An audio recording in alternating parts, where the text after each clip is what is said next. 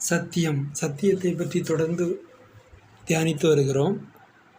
இங்கே ஒரு அருமையான வசனம் உள்ளது சத்தியத்தை குறித்து. 2 தெசலோனிக்கேயர் 2ஆம் அதிகாரம் 10 முதல் அந்த வசனங்கள் இருக்கிறது. மிகவும் கவனமாய் நான் வாழ வேண்டும். சத்தியத்தின் மேலுள்ள அன்பு, அதை விட்டுவிட்டவர்கள் கெட்டுப்போகிறார்கள். பொய்யை விரும்பினவர்களாய் வாழ்கிறார்கள், அநீதி செய்கிறார்கள், அக்கிரமம் செய்கிறார்கள், அநியாயம் செய்கிறார்கள். ஏன் அவர்கள் அப்படி மாறிப்போனார்கள்?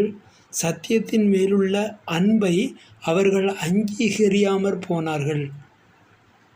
சத்தியத்தில் ஒரு பொய்யும் இல்லை.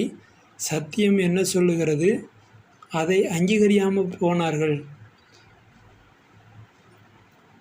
சுயாதீன பிரமாணமாகிய புதிய ஏற்பாட்டு காலத்திலே கர்த்தராகிய இயேசு கிறிஸ்துவினாலும் அவருடைய அப்போஸ்தல ஊழியர்களாலும் கொடுக்கப்பட்ட வேத வசனங்கள், அவைகளே முழுமையான தேவ சத்தியங்கள்.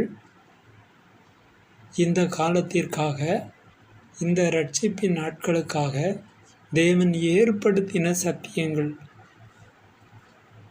மறைத்து வைக்கப்பட்டு இந்த கடைசி காலத்திலே வெளிப்படுத்தப்பட்ட தேவ ஞானமாகிய சத்தியம், அவைகளை அங்கீகரிக்க வேண்டும்.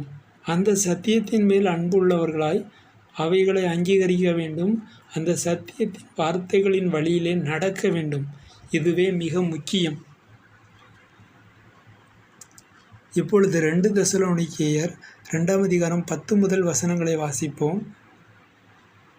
அதற்கு மேல் 9ஆம் வசனத்தில், கடைசி காலத்திலே அக்கிரமக்காரனுடைய வருகை சாத்தானுடைய செயலின்படி சகல வல்லமையோடும் அடையாளங்களோடும் பொய்யான அற்புதங்களோடும் இருக்கும் என்று சொல்லப்பட்டிருக்கிறது. அதன் தொடர்ச்சியாக கெட்டுப்போகிறவர்களுக்குள்ளே அநீதியினால் உண்டாகும் சகலவித வஞ்சகத்தோடும் இருக்கும். இங்கே பரிசுத்த சகோதரர்கள் தங்களை நீதிமான்கள் என்று சொல்லிக்கொண்டு காலப்போக்கிலே கெட்டுப்போகிறவர்களாய் இருக்கிறவர்களுக்குள்ளே காணப்படுகின்றதான சகலவிதமான அநீதி, அதனால் உண்டாகும் சகலவித வஞ்சகம், அவர்களுடைய அநீதி சகலவிதமான வஞ்சகம், தந்திரம், இந்த வார்த்தைகளை உள்ளடக்கியதாக இருக்கும். அவர்களே கெட்டுப்போகிறவர்கள். சாத்தானுடைய அக்கிரமக்காரனுடைய வருகை பற்றி விளக்கும் இந்த காலத்திலே கெட்டுப்போனவர்கள் பற்றி சொல்லப்பட்டுள்ளது. கெட்டுப்போனதை இரட்சிக்க மனுஷகுமாரன் வந்தார் என்பது உண்மையான வார்த்தை. அது அங்கீகரிப்புக்கு உள்ளானது. அந்த இரட்சிக்கப்பட்ட மனிதர்களும் கேடுபாடான காரியங்களை பின்பற்றி நடக்கிறபடியினாலே அந்த வாழ்க்கையை விட்டு அவர்கள் வர வேண்டியது அவசியமாக இருக்கிறது.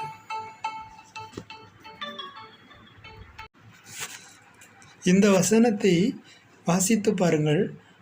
கெட்டுப்போகிறவர்களுக்குள்ளே அநீதியினால் உண்டாகும் சகலவித வஞ்சகத்தோடும் இருக்கும். அந்த அக்கிரமக்காரனுடைய வருகையிலே இவர்களும் கூடிக்கொள்வார்கள். கெட்டுப்போகிறவர்கள், அவர்களுக்குள்ளே இருக்கின்ற அநீதி, அதனாலே உண்டாகிற சகலவித வஞ்சகம், இவைகளெல்லாம் அந்த அக்கிரமக்காரன், அந்த சாத்தானுடைய தூதன், அவன் வெளிப்படும் பொழுது இவர்களும் அவர்களோடு கூடி அவர்களுடைய குணாதிசயங்கள் உள்ளதாய் இருக்கும். ரட்சிக்கப்படத்தக்கதாய் சத்தியத்தின் மேலுள்ள அன்பை அவர்கள் அங்கீகரியாமற் போனபடியால் அப்படி நடக்கும். தங்களை பரிசுத்தவான்கள், நீதிமான்கள், உத்தமர்கள் என்று சொல்லிக்கொண்டு சத்தியத்தின் மேலுள்ள அன்பை அவர்களை அங்கீகரியாமற் போனபடியால் சத்தியம் சொல்லுகிற சகல விதத்திலும் அன்பு கூர்ந்து அதன் வழியிலே நடப்பது ஒன்று, அல்லது சத்தியம் போதிக்கின்ற அன்பை பற்றி கொள்வது இன்னொன்று. சகோதர சிநேகம் நிலைத்திருக்க கடவுது. ஒருவர் மேல் ஒருவர் அன்பாயிருங்கள், மற்றவர்களை இருமாப்பாய் ஆளாதிருங்கள். ராப்போஜனம் எடுக்கிற நீங்கள் மற்றவர்களை இருமாப்பாய் ஆளவே கூடாது. உங்களில் ஒருவனும் தன்னை பெரியவன் என்று சொல்லிக் கொள்ளக்கூடாது. பெரியவன் என்று தன்னை நினைக்கிற எவனும் அப்பொழுதே அடிமையின் வேலையை செய்ய கடவன். இங்கே எல்லோரும் சமம் என்பதினால் ஒருவர் பாதத்தை ஒருவர் கழுவ கடவீர்கள் என்று இயேசு கிறிஸ்து, நம்முடைய ஆண்டவரும் இரட்சகருமாயிருக்கிற இயேசு கிறிஸ்து முன்மொழிந்திருக்கிறார். எனவே நாம் சத்தியத்தின் மேலுள்ள அன்பை காலப்போக்கிலே விட்டு விடாமல் அல்லது அதை அங்கீகரியாமல் மற்றவர்களுக்கு அநீதி செய்கிறவர்களைப் போல மாறிவிடக்கூடாது. பொருளாசையில் சாய்ந்து மற்றவர்களை ஒடுக்குகிறவர்களும் தந்திரமும் வஞ்சகத்தினாலும் அவர்களை நெருக்குகிறவர்களும் வேத வசனங்களை திரித்து போதிக்கிறவர்களுமாய் மாறி போகாமல் சத்தியத்தின் மேலுள்ள அன்பை அங்கீகரித்தவர்களாய் ஒருவர் மேல் ஒருவர் பட்சபாதத்தோடே அல்லது பட்சமாய் இருந்து அவர்களை நேசிக்கிறவர்களாய் நாம் காணப்பட வேண்டும். பட்சபாதமல்ல, பட்சமாய், சகோதர சிநேகமாய், அன்பாய், ஐக்கியமாய் நாம் காணப்பட வேண்டும். எவ்வளவுதான் வேத வசனங்களை அன்பை பற்றி பேசியும் ஐக்கியத்தை பற்றி பேசியும் ஒருவரை ஒருவர் மதிக்க வேண்டும் என்று பேசியும் செயல்களினாலே அதை மறுதலித்து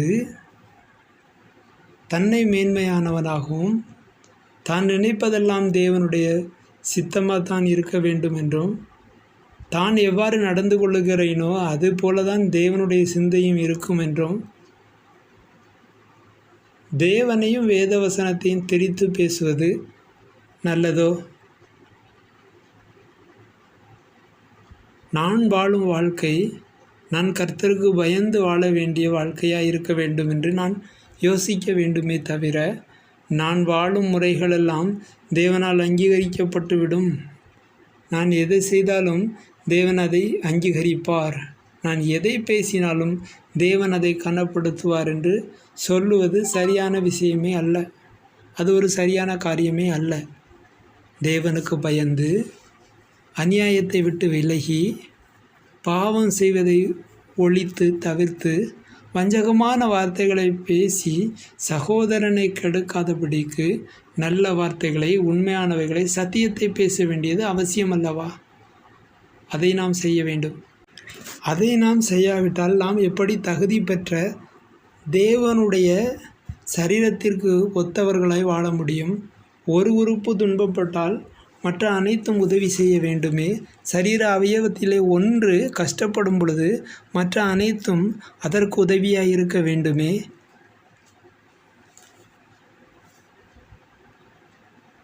வேத வசனத்தை பொதுவாக நம்மை சீர்திருத்தும் வசனமாகத்தான் பார்க்க வேண்டுமே தவிர, பிறருக்கு போதித்து பிறரை இடித்துரைத்து பிறரை என் வழியில் நடத்த நான் யோசிக்கக்கூடாது.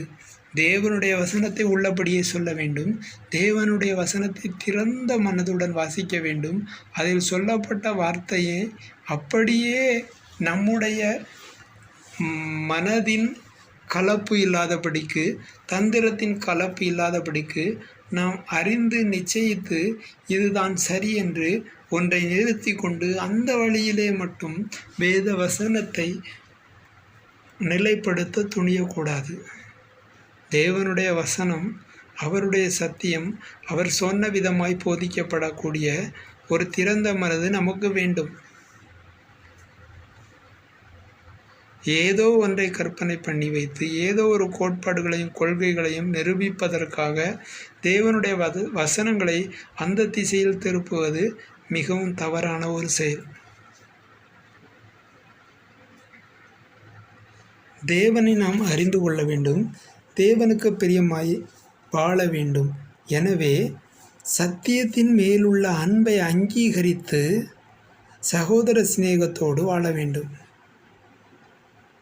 மேலும் தெசலோனிக்கேயரில் 2 தெசலோனிக்கேயர் 2:11 ஆகையால் சத்தியத்தை விசுவாசியாமல் அநீதியில் பிரியப்படுகிறவர்கள் யாவரும் ஆக்கினைக்குள்ளாக்கப்படும்படிக்கு அவர்கள் பொய்யை விசுவாசிக்கத்தக்கதாக கொடிய வஞ்சகத்தை தேவன் அவர்களுக்கு அனுப்புவார்.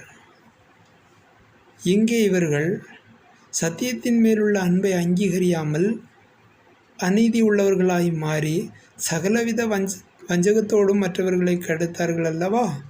அவர்கள் சத்தியத்தை விசுவாசியாமல் அநீதியில் பிரியப்பட்டபடியினால் அவர்கள் ஆக்கினைக்குள்ளானவர்களாய் மாறுவார்கள். சத்தியத்தை விசுவாசியாமல் அநீதி மற்றவர்களுக்கு அநீதி இழைப்பதில் பிரியப்பட்டவர்களாய் இருந்தபடியினால் ஆக்கினைக்குள்ளாக அவர்கள் மாட்டும்படிக்கு அல்லது ஆக்கினைக்குள்ளாக அவர்கள் செல்லும்படிக்கு மற்றவர்களை கெடுக்க நினைத்தவர்கள் தாங்களே ஆக்கினைக்குள்ளானவர்களாய் ஆக்கப்படும்படிக்கு அவர்கள் பொய்யை விசுவாசிக்கத்தக்கதாக கொடிய வஞ்சகத்தை தேவன் அவர்களுக்கு அனுப்புவார். அவர்கள் சத்தியத்தை அங்கீகரியாமல் போனார்கள், விசுவாசியாமல் போனார்கள். இனி அவர்கள் நடவடிக்கையே பொய்யை தான் விசுவாசிக்கும், பொய்யிலே தான் பிரியமுள்ளவர்களாக இருக்கும். எனவே அவர்களை அவர் ஒப்பு கொடுத்து விட்டார். அவர்கள் பொய்யை விசுவாசிக்கத்தக்கதாக கொடிய வஞ்சகத்தை தேவன் அவர்களுக்கு அனுப்புவார்.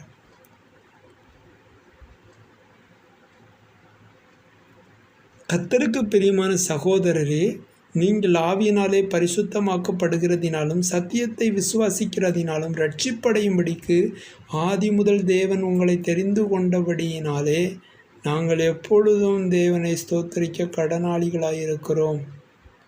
நீங்கள் ஆவியினாலே பரிசுத்தமாக்கப்படுகிறதினாலும் சத்தியத்தை விசுவாசிக்கிறதினாலும் இரட்சிக்கப்படும்படிக்கு சத்தியத்தை விசுவாசிக்கிறதினாலே இரட்சிப்பு உண்டாகிறது. அதன் தொடர்ச்சியாக ஆவியினாலே பரிசுத்தமாக்கப்படுகிறோம், அதனாலும் இரட்சிப்பு தொடர்கிறது. அதற்காகத்தான் தேவன் ஆதி முதல் நம்மை தெரிந்து கொண்டிருக்கிறார். எனவே தேவனுடைய சத்தியத்தை மேலும் அவருடைய சத்தியத்தின் மேலுள்ள அன்பை அங்கீகரிப்பதை நாம் தலையாய கடமையாய் தினந்தோறும் செய்யும் செயலாய் கொள்ள வேண்டியது மிகவும் அவசியம். சிருஷ்டிகரை தொழுது சேவியாமல் சிருஷ்டியை தொழுது சேவிக்கிற யாவரும் சத்தியமில்லாத பொய்யை நம்புகிற வஞ்சகரும் கேடுபாடு உள்ளவர்களும் மனிதரை கெடுக்கிற தந்திர குணமுள்ளவர்களுமாயிருக்கிறார்கள்.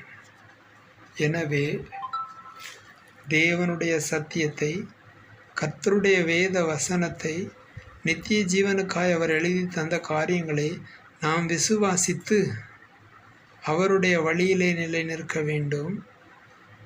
கெட்டுப்போகிறவர்களாய், அநீதி செய்கிறவர்களாய், சகலவித வஞ்சகத்தோடும் இருமாப்போடும் போதிக்கிறவர்களாய், பொல்லாதவர்களாய், தேவனுடைய கூட்டமாகிய ஜனத்தை கெடுக்கிறவர்களாய், அலசடிப்பட வைக்கிறவர்களாய் நாம் காணப்படாதபடிக்கு தேவனுக்கு பிரியமானவர்களாய், அன்புள்ளவர்களாய், ஒருவரை ஒருவர் தாங்கி, ஒருவர் பேரில் ஒருவர் குறைபாடு உண்டானவர்களாய் காணப்பட்டால் கிறிஸ்து நமக்கு மன்னித்தாரே என்ற சிந்தையோடு அவர்களுக்கும் மன்னித்து பரிசுத்தமான வாழ்க்கையை காத்துக்கொள்ள வேண்டியது மிகவும் அவசியமாயிருக்கிறது. சத்தியத்திலே நிலைத்திருக்க வேண்டியது மிகவும் அவசியமாயிருக்கிறது. ஆகையால் நாம் சத்தியத்திலே பிரியப்பட வேண்டும். சத்திய வசனத்தை தியானிக்க வேண்டும். வேத வசனங்களை புரட்டுகிறவர்களுக்கு எச்சரிக்கையாயிருக்க வேண்டும். தேவனோடு ஐக்கியம் உள்ளவர்களாயிருக்க வேண்டும். குமாரனோடும் பரிசுத்த ஆவியானவரோடும் அன்பும் ஐக்கியமும் எப்பொழுதும் நமக்கு இருக்க வேண்டும்.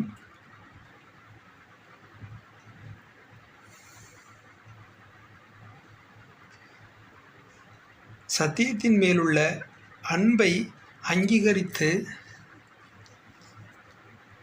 இழிவான ஆதாயத்தை இச்சையாதவர்களாய், பொருளாசை பண ஆசை இல்லாதவர்களாய் நாம் வாழ வேண்டும். அநீதி செய்கிற யாவரும் பண ஆசையும் பொருளாசையும் உடையவர்களாய் இருக்கிறார்கள். அது அவர்களுக்கு விக்கிரக ஆராதனை போன்றது.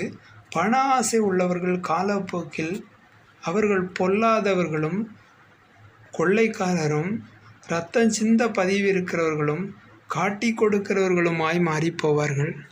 எனவே பண ஆசையை அறவே துறக்க வேண்டும் அல்லது தொலைக்க வேண்டும். பணத்தின் மேல் அதீத விருப்பம், ஆசை, இச்சை இவைகளை கொண்டு நாம் போதகம் பண்ணி வந்தால் நம்முடைய ஊழியத்தின் திசை மாறிவிடும். தேவனுக்கு பிரியமான காரியம் அங்கே காணப்படாது. பொல்லாப்பு காணப்படும், பொருளாசை காணப்படும், வஞ்சகம் காணப்படும். தேவனுக்கு பிரியமில்லாத எல்லா குணங்களும் அங்கே வந்து நிலைத்துவிடும்.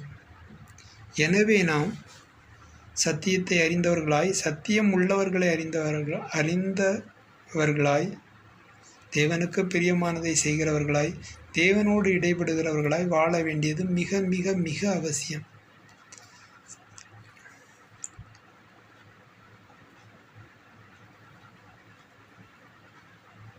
சத்தியத்தை பின்பற்றுகிறவர்களாய் நாம் காணப்பட வேண்டும். சத்தியத்தின் வழியிலே நடக்கிறவர்களாய் நாம் காணப்பட வேண்டும். சத்திய தேவனை ஆராதிக்கிறவர்களாய், சத்தியத்துக்கு தூணும் ஆதாரமுமாய் இருக்கிறவர்களாய் நாம் காணப்பட வேண்டியது மிகவும் அவசியமான ஒன்றாகும். தேவனை நம்முடைய புயபலமாக்கி கொண்டு இரட்சிப்பின் தேவனிலே அன்பு கூர்ந்து அவர் காட்டும் வழியிலே நடக்க வேண்டியது அவசியம். தேவன் பெரியவர், அவர் சர்வ வல்லவர். அவர் பாதையிலே நாம் நிலைத்திருப்போம். கர்த்தர் தொடர்ந்து நம்மை ஆசீர்வதித்து வழிநடத்த போதுமானவராய் வல்லமை உள்ளவராய் இருக்கிறார். அவருக்கே சகல துதியும் கனமும் மகிமையும் என்றென்றும் உண்டாகட்டும். அவருடைய நாமம் ஸ்தோத்தரிக்கப்படுவதாக. ஆமேன். அல்லேலூயா, அல்லேலூயா.